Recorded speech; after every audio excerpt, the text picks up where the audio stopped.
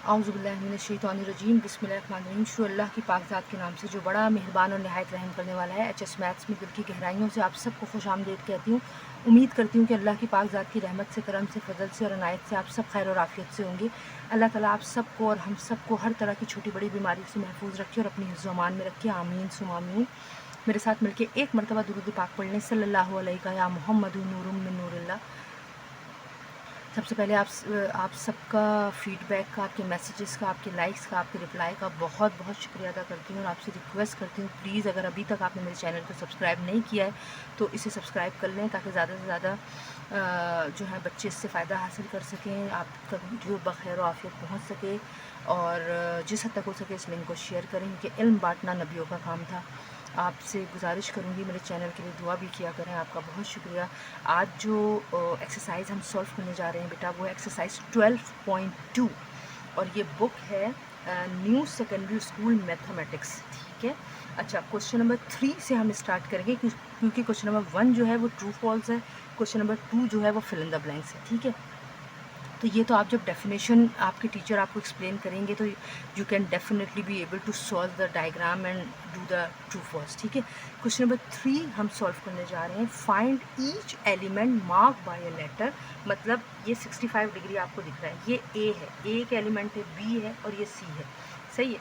अब वो आपसे जो भी पूछ रहे हैं वो हमें उनको डिटेल बतानी है कि क्या है और वो कह रहे हैं उसका रीज़न भी दें, गिव रीज़न ऑल्सो। तो चलें शुरू करते हैं। चलें बेटा, सबसे पहले ये आप डायग्राम देख रहे हैं। ये डायग्राम अगर आपने डेफिनेशन लर्न की है तो ये देखते ही पता चल रहा है ये पैरेललोग्राम है। अच्छा, पैरेललोग्राम और रोम्बस में थोड़ा सा फ़र्क क्या होता है मैं आपको यहीं पर डिटेल में बता देती हूँ। पैरेललोग्राम थोड़ी हॉरिजॉन्टली चौड़ी होती है और ऐसे टेढ़ी होती है। ठीक है, यानी ये कभी मिलेंगे नहीं, बस साथ साथ टेढ़े टेढ़े चलते रहेंगे। अच्छा, ये पैरेललोग्राम हो गया और रोम्बस क्या होता है ये मैं आगे आपको जाके बताऊंगी। सबसे पहले आपने ये कैसे पहचाना पैरेललोग्राम होते हैं, मैं आपको ये सवाल सॉल्व करने का आसान तरीका बता रही हूँ कि आपकी बुक में यकीनन प्रॉपर्टीज़ गिवन होंगी। जो भी डेफिनेशन आप याद करें अगर आपने उसकी प्रॉपर्टीज़ याद कर ली तो फिर आपको कभी भी परेशानी नहीं होगी ये सवाल सॉल्व करने में। बहुत आसान है, चलें शुरू करते हैं। तो ये देखिए यहाँ हमें दिया ए, हमें ये एंगल फाइंड करना है, बी फाइंड करना है, सी फाइंड करना है, एक्स क्या है यानी ये साइड और वाई क्या है ये साइड। सबसे पहले आपने रीज़न जब वो लिखने बोलेंगे तो सबसे पहले तो आप लिखिए नेम। नेम ये क्या है, ये है पैरेललोग्राम। सबसे पहले मैंने लिखा PARALLEL,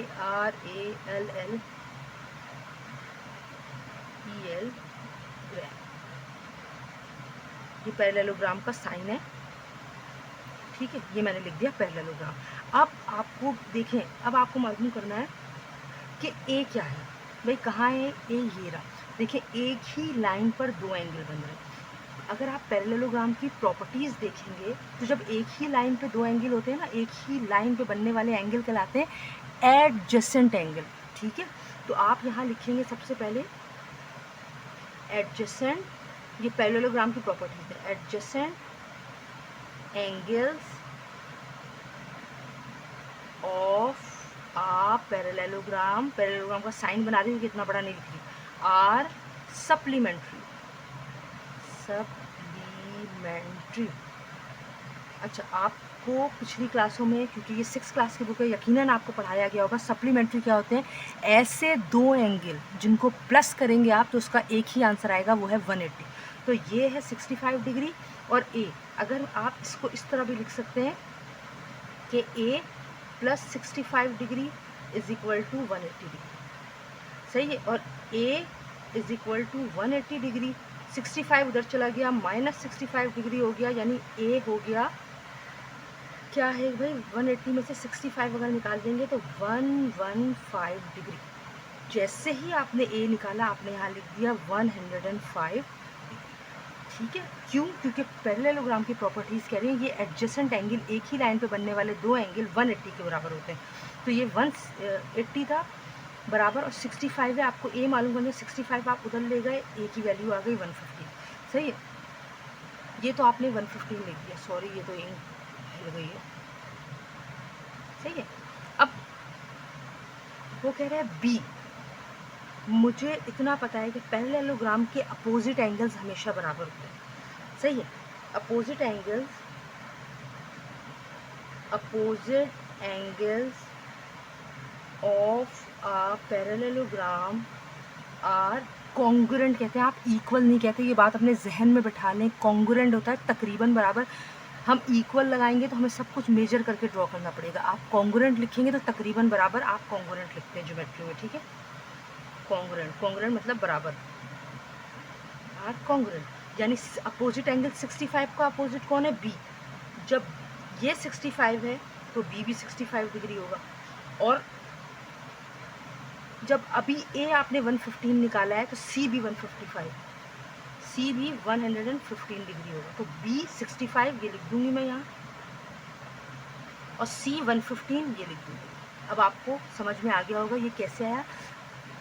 पैरेललोग्राम की प्रॉपर्टीज़ कह रही हैं कि अपोजिट एंगल्स बराबर होते हैं। 65 है, अपोजिट है बी, तो बी भी 65 होगा क्योंकि प्रॉपर्टीज़ के अकॉर्डिंग दोनों बराबर।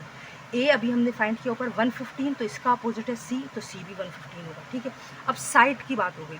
साइड है एक्स और वाई हमें मालूम करना है। एक्स के सामने देखें ये दो साइड बराबर होते हैं हमेशा, प्रॉपर्टीज़ में हैं पैरेललोग्राम के, ये दो साइड हमेशा बराबर होते हैं। तो आप यहाँ लिखेंगे रीजन में opposite sides of parallelogram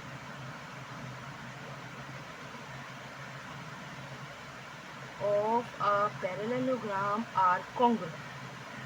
opposite angle भी कॉन्ग्रुएंट होते हैं और साइड भी कॉन्ग्रुएंट होते हैं। Opposite sides of a parallelogram are congruent. तो अपोजिट साइड कौन है, एक्स का अपोजिट साइड है 3.7 सेंटीमीटर, तो एक्स भी 3.7 सेंटीमीटर होगा। यहाँ लिख दें 3.7 सेंटीमीटर, ठीक है बेटा। और वाई का अपोजिट साइड कौन है, 5 सेंटीमीटर, कॉमा लगाएं, y is equal to 5 centimetre, y लिख दें आप 5 सेंटीमीटर। अल्हम्दुलिल्लाह आपने जो ये 5 ब्लैंक पुट की, ये पाँचों का रीज़न लिख दिया है कि एंगल्स अपोजिट बराबर होंगे, एडजस्टेड एंगल 180 के बराबर होगा, तो ये आ गया। अपोजिट साइड्स बराबर होंगे, जब ये 5 का है तो इसका अपोजिट y है, y भी 5 का हुआ। ये और ये अपोजिट साइड्स हैं बराबर हैं, जब ये 3.7 का है तो x भी 3.7 का होगा। Now moving to part 2। चलिए बेटा, ये दिखने में दूर से एक पल को आपको लगता है कि ये पैरेललोग्राम है, बट ये पैरेललोग्राम नहीं है। पैरेललोग्राम ये रोम्बस है। पैरेललोग्राम और रोम्बस का फ़र्क मैंने आपको बहुत आसान लफ्ज़ों में अगर सिखाया है। तो अगर पैरेललोग्राम होगा ये थोड़ा चौड़ा होगा, सही है, और रोम्बस होगा वो थोड़ा सिमटा हुआ होगा, और अगर आप इसको टेढ़ा करेंगे तो ये काइट की शेप बनाएगा, ठीक है। ये रोम्बस हो गया। अच्छा, रोम्बस की डेफिनेशन क्या है, we all know a rhombus is a parallelogram. क्योंकि पहली झलक में ये देखने वालों को या जिनको समझ में नहीं आया है, जिन्होंने पढ़ा नहीं है, उन्हें लगता है कि ये रोम्बस है। A rhombus is a parallelogram whose adjacent sides are congruent. Equal इस्तेमाल नहीं करते, मैंने आपको बताया क्यों नहीं करते हैं, क्योंकि बेटा हम विदाउट मेजरमेंट ड्राइंग ड्रॉ कर रहे हैं, ठीक है। एडजेसेंट क्या होता है, जैसे एडजेसेंट एंगल्स क्या होते हैं, एक ही लाइन के एंगल्स। तो ये पी और क्यू एडजेसेंट एंगल्स है, एंगल्स की बात नहीं हो रही, एडजेसेंट साइड्स बराबर होते हैं। जैसे पी क्यू बराबर है क्यू आर के। अगर ये 6 सेंटीमीटर की लाइन है तो ये भी 6 सेंटीमीटर की ही लाइन होगी, ये डेफिनेशन कह रही, सही है। सबसे पहले तो हम यहाँ लिखेंगे रीज़न में कि ये भाई नेम ऑफ द वो पिक्चर क्या है, रोम्बस।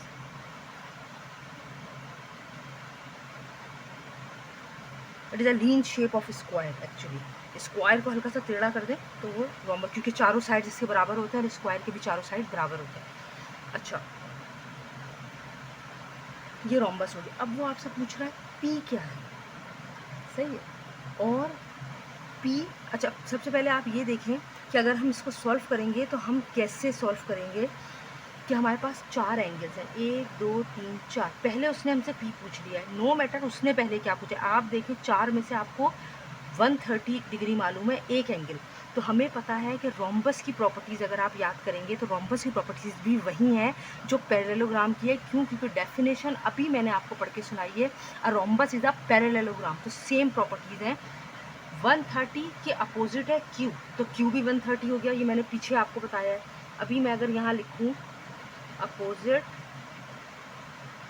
एंगल्स आर कॉन्ग्रुएंट, किसके, रोम्बस के। 130 का अपोजिट है क्यू, तो क्यू भी 130 हुआ, मैंने यहाँ लिख दिया Q is equal to 130 degree, ठीक है।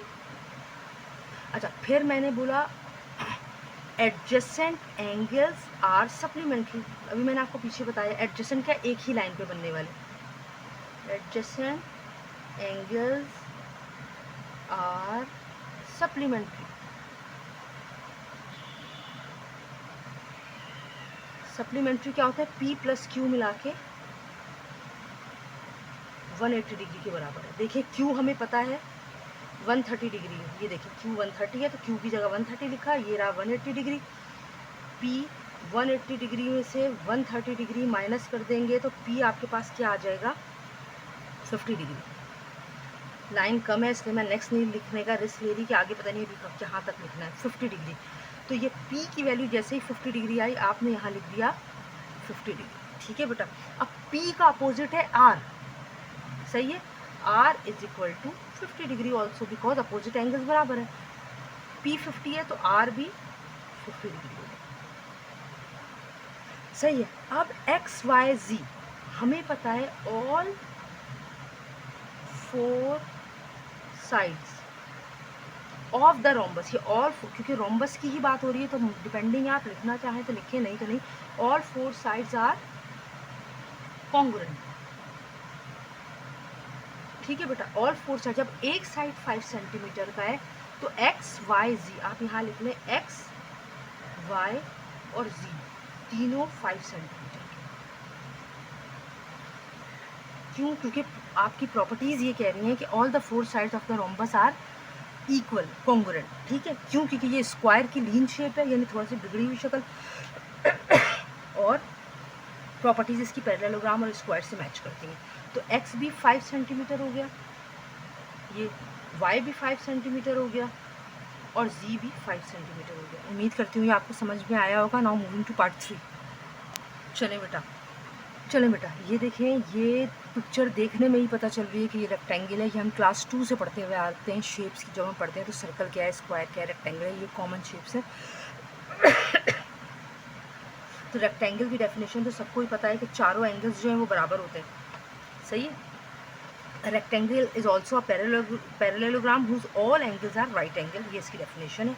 अच्छा, तो देखिए हमारे पास सबसे पहले 90 डिग्री, ये 3 एंगल हमें मालूम करने हैं, एल एम एंड एन। तो हम क्या करेंगे, हम सबसे पहले ये करेंगे,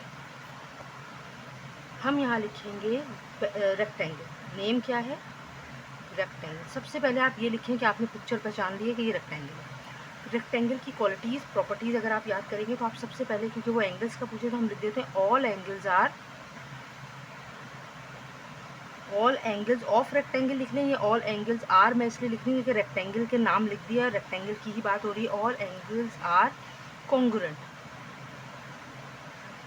सही है। तो एल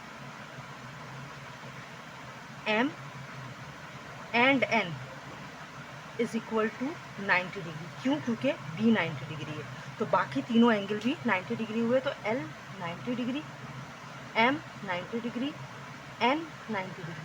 अच्छा, बुक में एन जो है ना, यहाँ एन लिखा हुआ है, यहाँ सी लिखा हुआ है, सी मिस प्रिंट है। ठीक है, इसको सी को हटा के एन लिख दीजिएगा। अच्छा, अब वो 2 साइड्स की बात कर रहे हैं।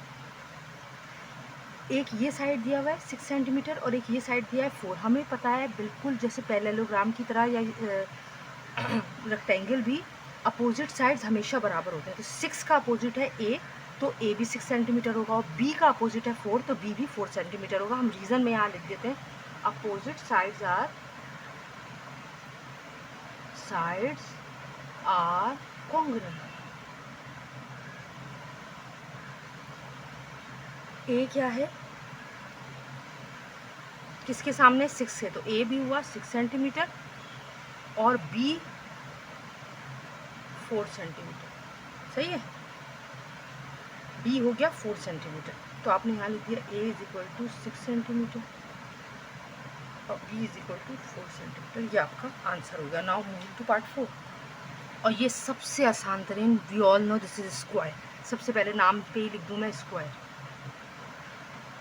सही। स्क्वायर में क्या है, हमें सबको रीज़न पता है, all the 4 angles are equal, all 4 angles are equal. ठीक है, अगर ऑल 4 एंगल्स इक्वल हैं, एक एंगल 90 का है तो बाकी 3 भी 90 के होंगे, तो एक्स भी 90, y भी 90 और z भी 90। तो x, y and z is equal to 90 degree. सही है। अब हमें पता है all the four sides are equal. यहाँ लिख दें all four sides are congruent. ठीक है बेटा, all four sides are congruent. एक साइड 4.5 सेंटीमीटर का है तो P भी 4.5 का, Q भी 4.5 का और R भी 4.5 का। 4.5 सेंटीमीटर, 4.5 सेंटीमीटर। तीन साइड कौन से हैं? P Q R। P Q and R is equal to 4.5 centimetre. ठीक है बेटा, ये आपका रीज़न हो गया। Now moving to part 5। देखिए बेटा, ये क्या है? ये है आइसोसेलेस ट्रेपेजॉइड। सही है। आइसोसेलेस ट्रेपेजॉइड में ये बेस एंगल्स हमेशा बराबर होते हैं। तो आपने सबसे पहले नाम लिखा आइसोसेलेस ट्रेपेजॉइड। सही। आप यहाँ लिखेंगे base angles are congruent. Base angles are congruent. Congruent means बराबर होते हैं। बेस एंगल हमारे पास दो हैं, ए और 70। जब ये 70 का है तो ए भी 70 का होगा। ए इज इक्वल टू 70 डिग्री और आपने यहाँ ए की जगह लिख दिया 70 डिग्री। ठीक है। और उसके बाद वो अपोजिट एंगल्स आर सप्लीमेंट्री। हमें पता है ये आइसोसेलेस ट्रेपेजॉइड की क्वालिटी है कि वो उसकी जो अपोजिट एंगल होते हैं ना वो सप्लीमेंट्री होते हैं। Angles are supplementary.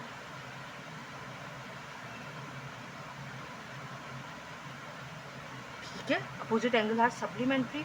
तो अपोजिट एंगल कौन है? बी। बी का अपोजिट कौन है? 70। यानी बी प्लस 70। सप्लीमेंट्री का क्या मतलब होता है? दो को प्लस करोगे तो सिर्फ एक आंसर आएगा, वो है 180। तो अगर हमें बी मालूम करना है तो हमने क्या किया? 180 डिग्री में से माइनस कर दिया 70 डिग्री और बी की वैल्यू आ गई 110 डिग्री। तो बी हो गया 110 डिग्री। ठीक है। Now moving to last part which is part 6।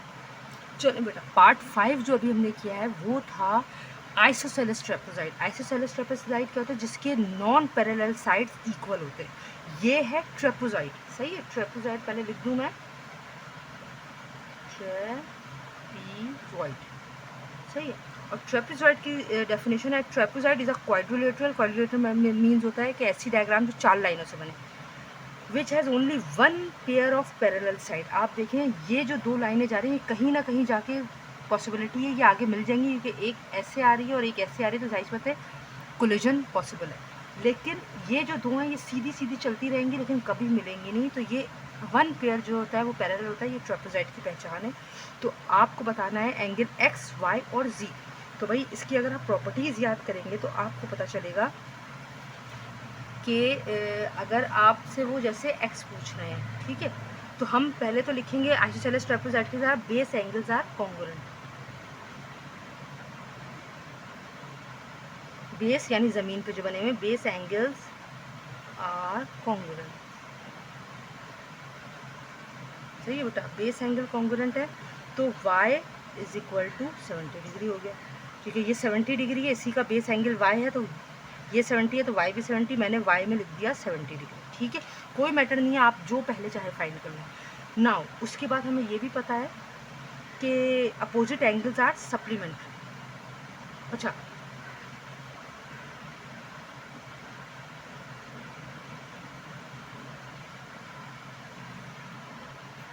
चलिए लिखते हैं opposite angles are supplementary. Opposite angles are supplementary.